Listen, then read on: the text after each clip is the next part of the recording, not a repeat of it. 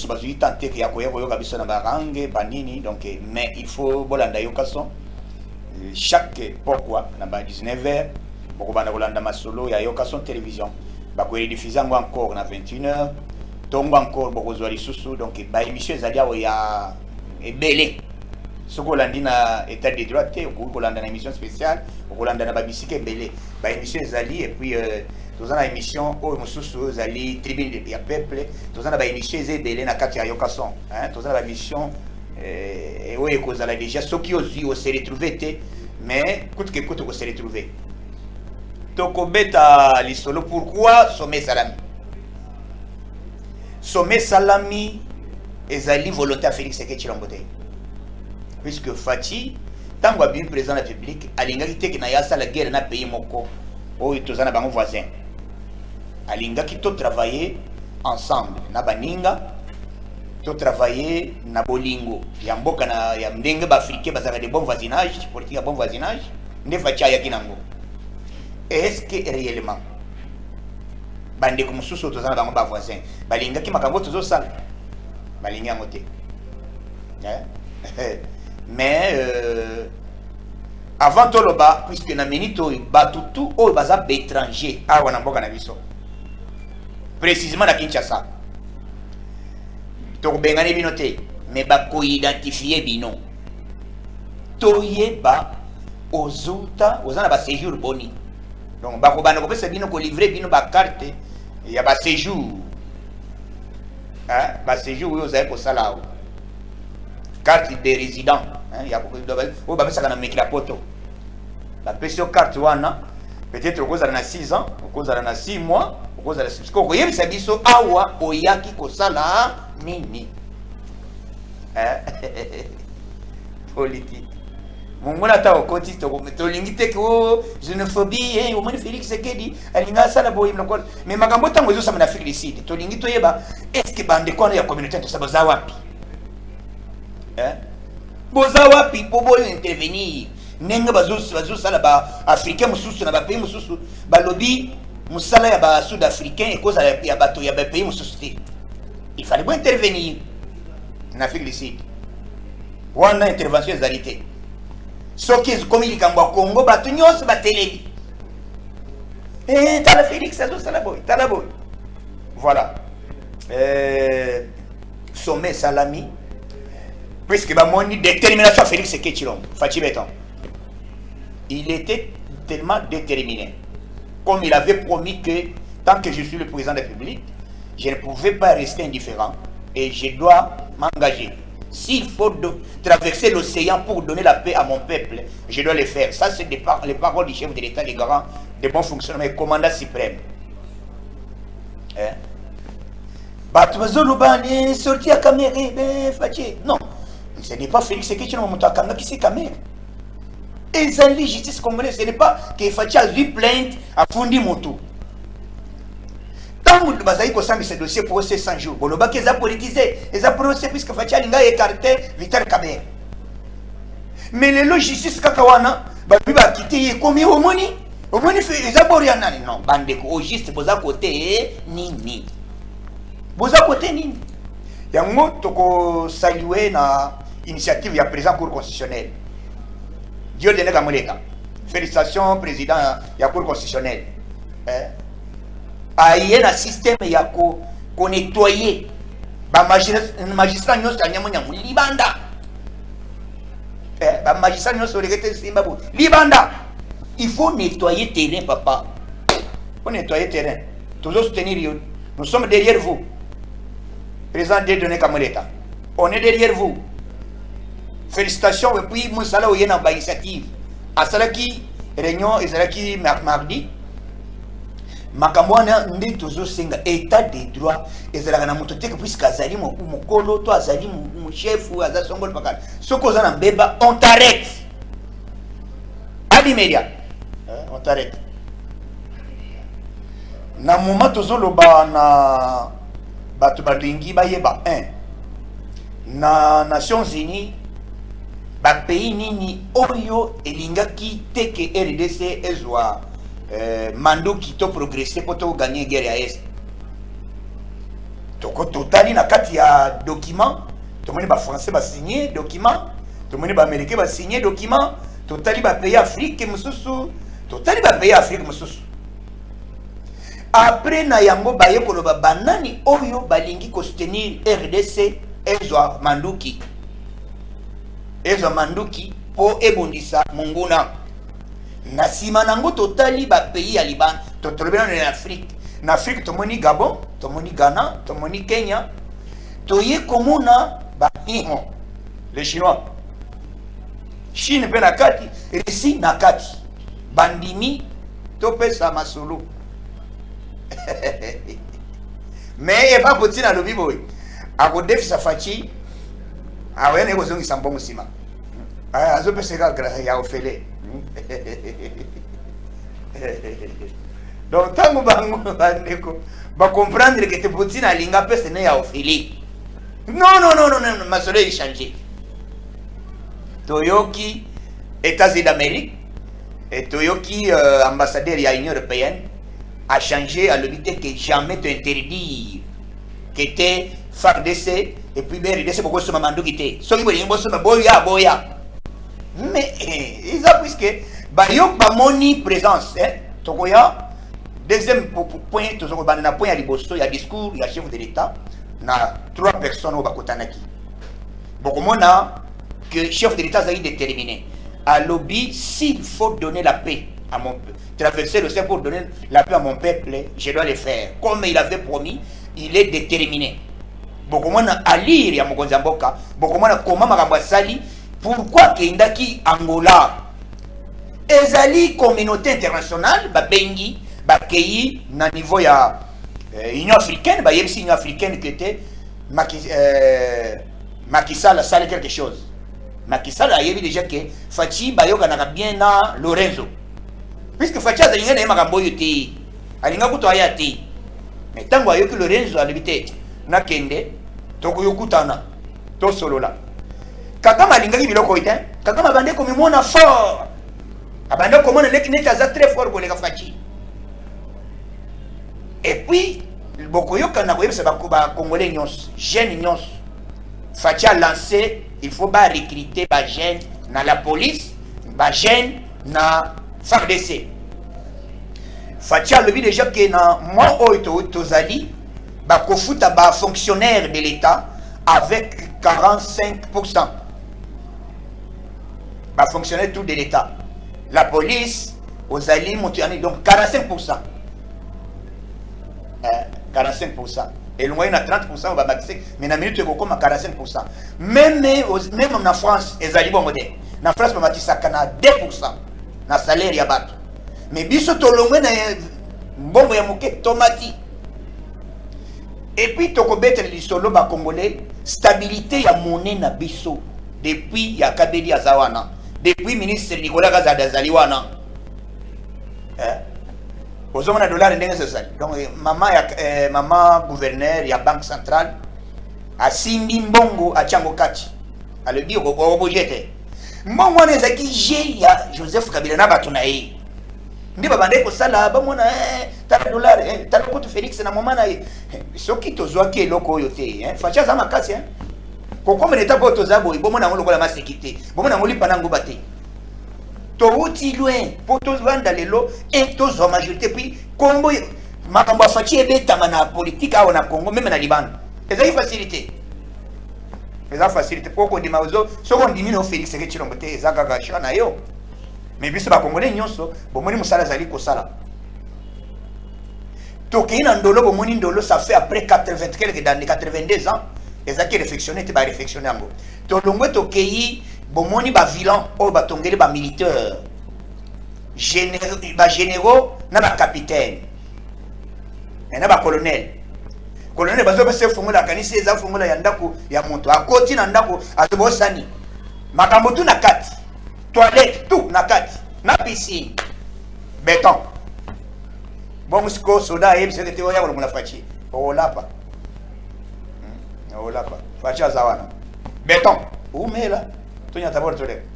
Olinga, il est là, il est le président de la République. Organisé. Facha Zawana.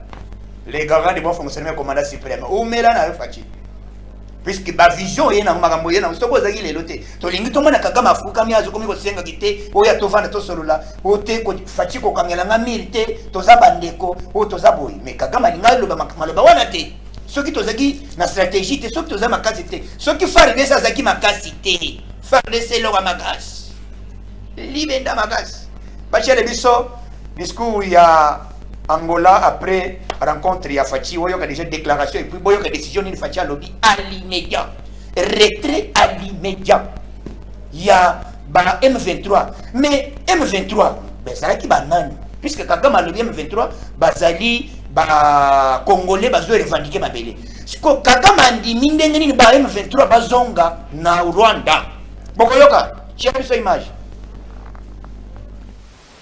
Une rencontre décisive qui devrait marquer un tournant dans le cycle infernal de violence qui meurtrit les populations de l'Est de la République démocratique du Congo. La tripartite de Luanda sur la situation sécuritaire à l'Est de la RDC s'est terminée ce mercredi soir par l'établissement d'une feuille de route sur le processus de pacification de la région Est de la RDC. Tout commence par une rencontre à trois entre les présidents Joao Lourenço, Félix Antoine Tshisekedi Tshilombo et Paul Kagame.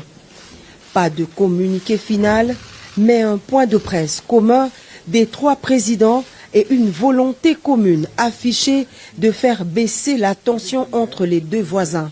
L'objectif central étant de restaurer la confiance perdue entre Kinshasa et Kigali par l'instauration d'un dialogue et d'une concertation permanente établie sous l'égide de la CIRGL et du processus de Nairobi dans le cadre de la Communauté d'Afrique de l'Est.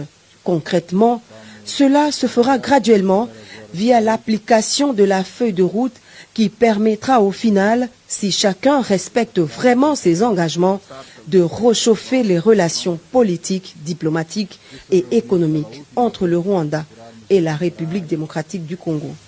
Ce que je peux dire à propos du contenu de la réunion de ce jour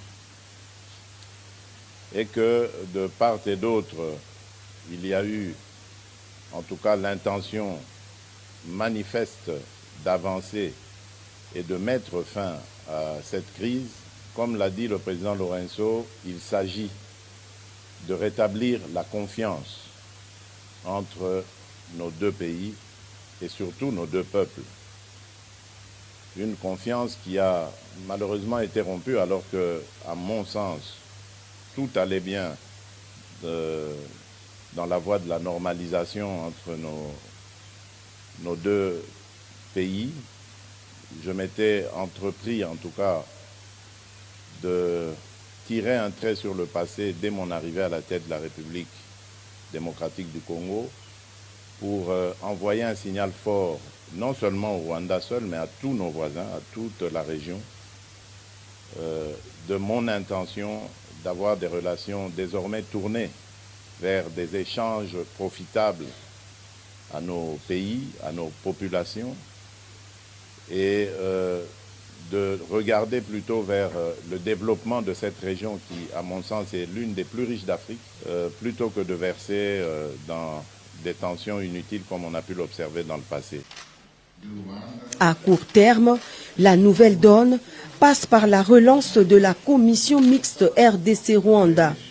La première rencontre de cette commission mixte, cadre de dialogue permanent entre les deux pays, est prévue incessamment dans la capitale angolaise. Mais dans l'immédiat, la feuille de route prévoit la cessation des hostilités et le retrait sans condition du M23 de ses positions en République démocratique du Congo. Ce qui est en mon pouvoir pour faire avancer la situation, sortir mes compatriotes de cet enfer qui dure déjà depuis une vingtaine d'années. Lequel enfer a été encore aggravé par cette situation regrettable du M23, un groupe armé qui pourtant était déjà en discussion avec nous à Nairobi, mais dont le comportement est totalement inexplicable, car je ne peux pas comprendre que des gens qui ont une revendication et dont l'interlocuteur est à disposition pour écouter leurs revendications, puisse à nouveau reprendre les armes, comme pour exercer une sorte de chantage ou de pression. Donc j'espère vraiment et j'attends de ce processus qu'il apporte le cessez-le-feu immédiat et le retrait de ce groupe du M23, en attendant évidemment que l'on mette en marche la feuille de route qui amènera un processus de paix, de stabilité et de confiance. Le retour des réfugiés dans leur pays d'origine est également inscrit parmi les objectifs de la feuille de route de Luanda. Elle stipule enfin que toute exploitation des ressources naturelles dans la région doit se faire dans le strict respect de la souveraineté des États, ce qui met en exergue la ferme volonté de lutter contre le trafic illicite des ressources minières de la République démocratique du Congo au profit des pays voisins.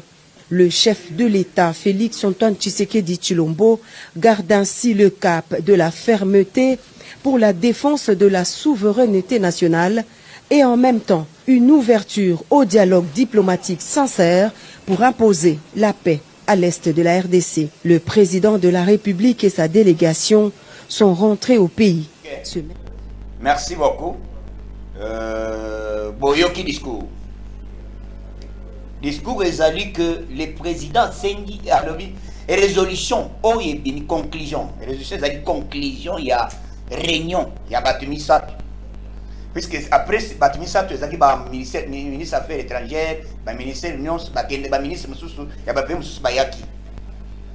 Tant que Bakomi, Bozo Yoka déjà, position est que il faut à l'immédiat retrait il y a M23 dans le territoire national. Ce qui va se retirer dans le territoire national, M23 c'est quoi? Mais puisque Kagame a dit que M23 va Rwandais. Fachi Beto, merci beaucoup de la diplomatie au Beta. Pour un mobile. Au fur et à mesure, vous allez comprendre. Vous allez comprendre le tongo. Vous allez comprendre avec l'État. Les locaux qui ont dit à lobby, vous allez signer à lobby. Alléluia, Amen. Alléluia, vient Nandimi. Kagame a dit que Fachi vient à elle. Et puis, ceux qui peuvent tout tenir, même dans ma coffre, dans la santé, dans la Kagame, dans la Fachi, dans la Obeta Moninga. Donc, si tu es Rwanda Kala, Rwanda côté le matin. Et puis, Rwanda Tozolo, Tozobo Nana Rwandais comme tel.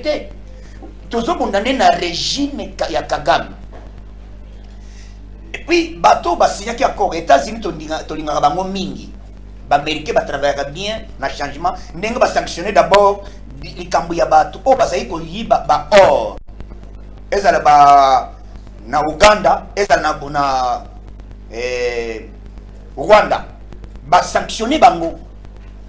Et puis, ils vont Rwanda ils vont sauter. Na minute où il y a une machine ya raffinerie ya or na Bukavu. Na minute où il y a Ngongo Tozoloba. Machine où on traiter cobalt na Kolwezi. Na minute oyo na Congo Kinshasa na awa na Kinshasa. Usine ya kosala courant ya câble ya cuivre. Awa na commune limité na quartier Kingawa. Qui dit bien? Béton na béton, Fachi. Ou mela na ngwende puisque ozana vision ya changement.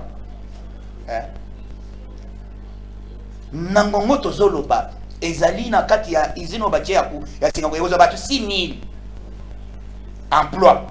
Chômage zo diminuer. Voilà toujours chez vous, Facha zo salaire comme côté. Bozo c'est le bien Félix Sekedi. Oh boy a coquité. Mais pendant 18 ans, bon, mon gestion d'Ingezalaki. Si aujourd'hui Fachi s'engage pour terminer la guerre de l'Est, est-ce que c'est nous qui avons provoqué cette guerre? Qui nous ont amené ces histoires ici de M23 et FDL? Vous les savez bien. Vous voyez, ils bango bien. bano bayatolo bamemele biso gero mais le bato zobo ça ne ba comité au Félix Sassouké mais nana memele biso ba cour makambu ya gero lelo ce qui gera ese zo silate ba nani ba signa ba corps depuis ko banda musée na kabila ne ba ne ba signa corps. Ce n'est pas l'IDPS, ce n'est pas Félix Sekechilom.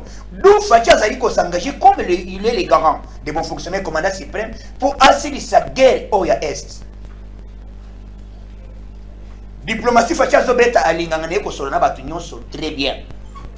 Akendaka partout ba yambaka est bien, ba président nyons balingaka est bien. Fatia solana bien ba américain, asolana bien ba chinois ba tout, asolana puisque Congo ezali place où eza poumon ya richesse. Fatia ko kangere batu motema te. Ako kangere batu motema te. Bokomona pourquoi décision wana ya batu bakendaki na Nations Unies ba yeko changer. Ba chere biso discours ya rencontre ya ambassadeur ya Russie na au cadre du président de la République Fathi Beton.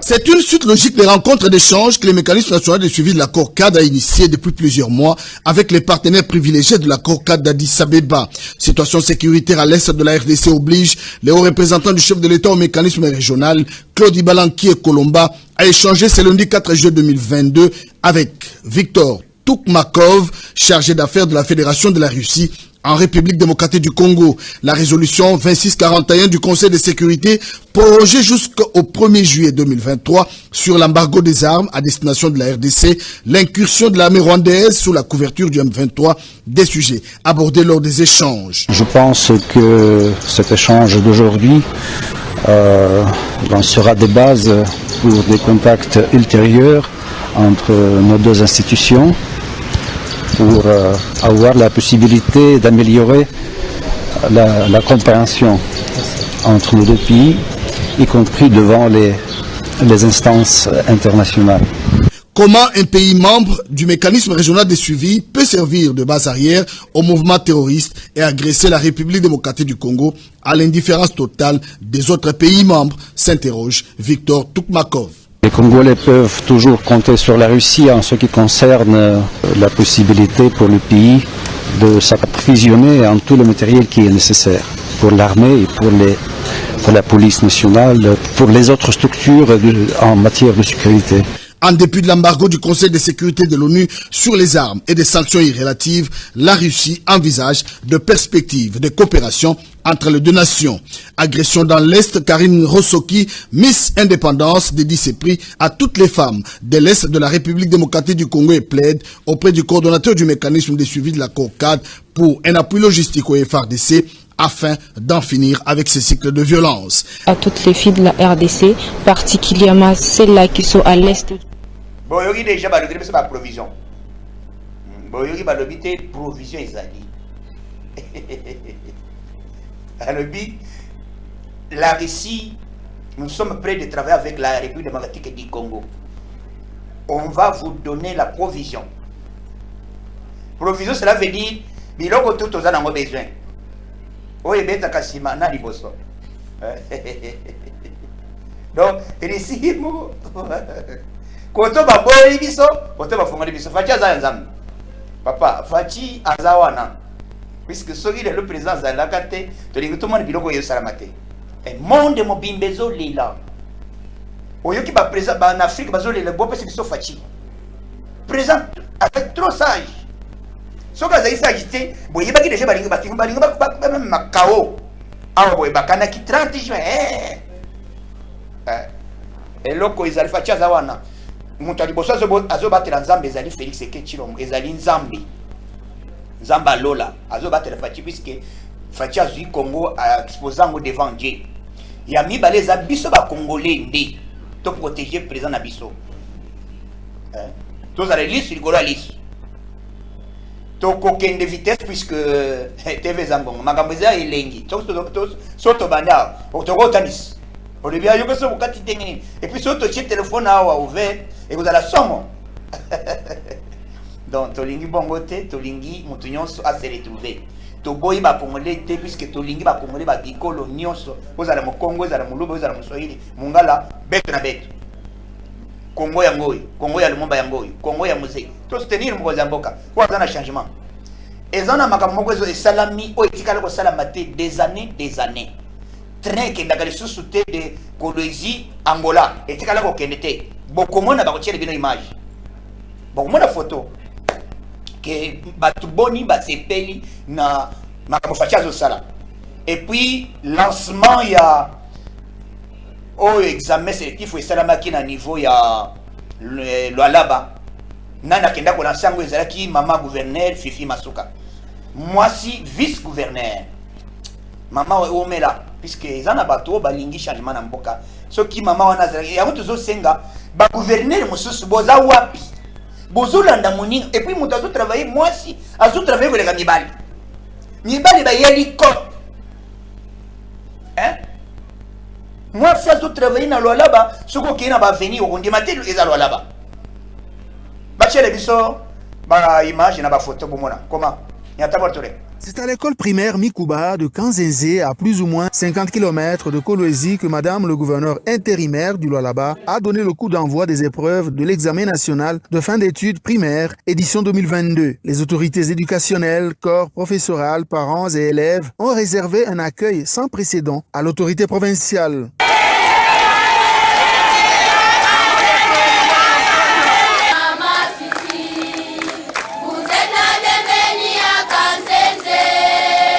L'inspecteur principal provincial Jean-Marie Guéré a fait savoir que 42 302 candidats finalistes prennent part à cet examen et sont disséminés à travers plusieurs centres de la province.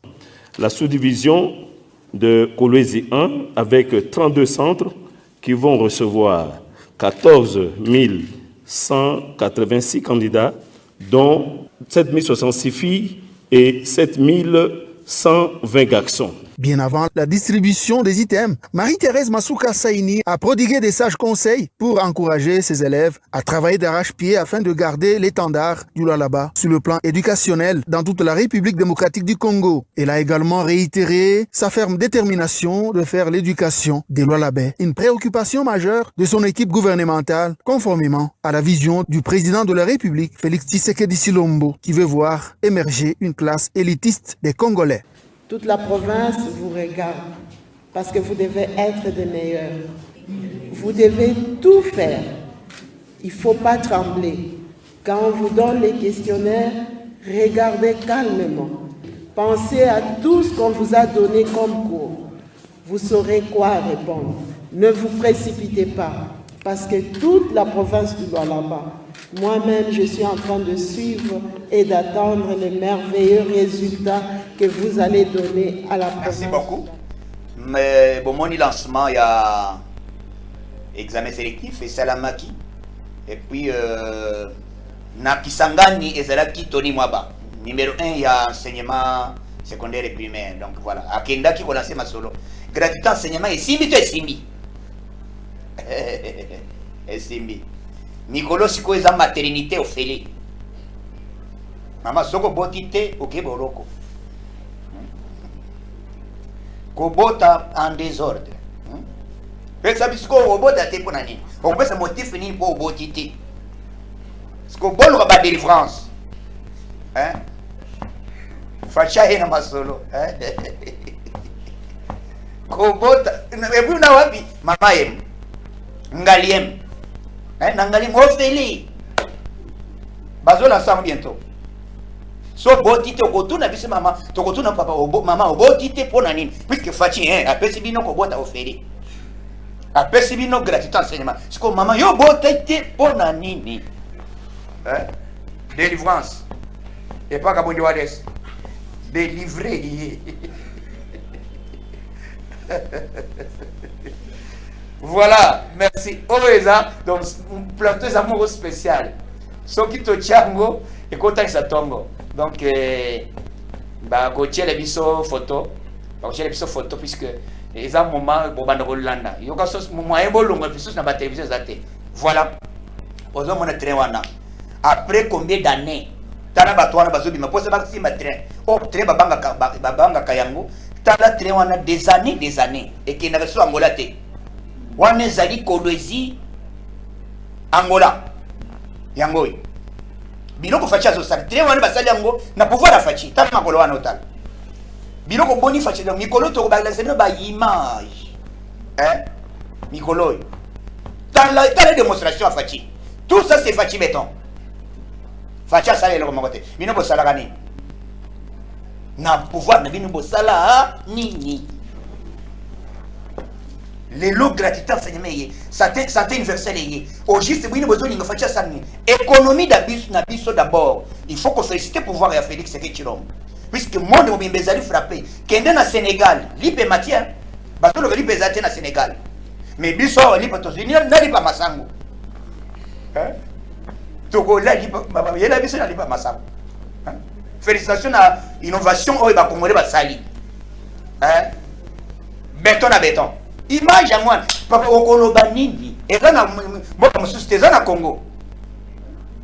Na RDC, il y a Fachi béton. Donc, ils ont un plateau spécial. Il fallait topper sur le binôme à Mboka. Et puis, chaque fois que tu as une image, télévision, ils ont un binôme. Ils ont un peuple. Ils ont la tribune, ils ont la poste, ils ont ce message. Télévision, ils ont monté et le but est que vous montrez des personnes aux alliés dans tendance télévision ils ont zélayo okoya opesi ba politique manayo ndenge ozolobela aux alliés libres ya s'exprimer mais biso tozande na matière biso tozande na masolo oya kolakisi mikolo eza image ndenge tokoti na 2022 tokozala kaka chaque fois bongolo bapesi basali mpo to basali tolongo wana tokei na liberté na weza liberté banini esikaki basali yango to basali yango tolongo wana tokei na Kimweza tolongo wana tokei Kikwit tolongo wana tokei Kanluka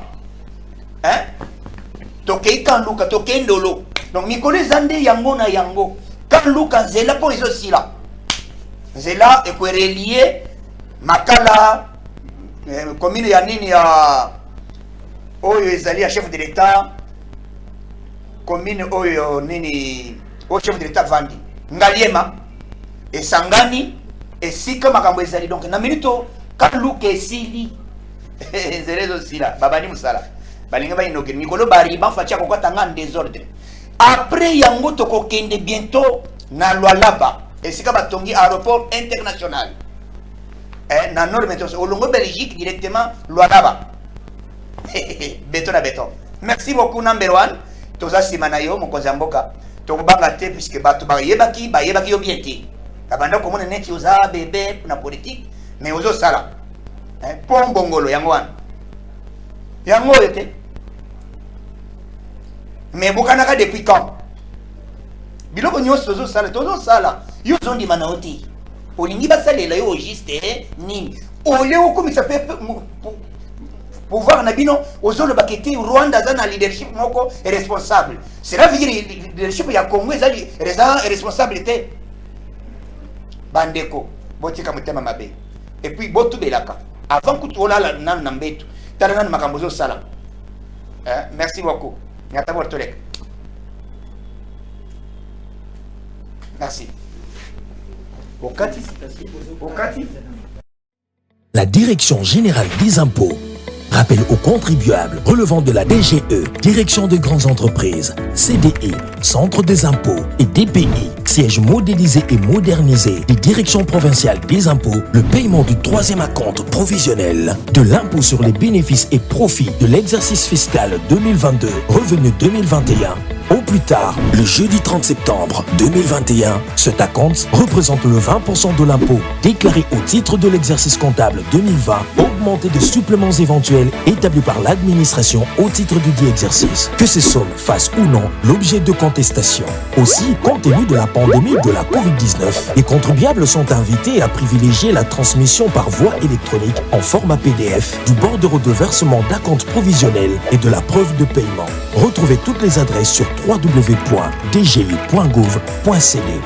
Notez bien, le défaut ou l'insuffisance de paiement dans le délai légal donnera lieu à l'application d'une amende égale à 50% de l'acompte non versé. Désormais, pour tout paiement des impôts, téléchargez vos déclarations sur www.dgi.gouv.cd, déclaration sécurisée.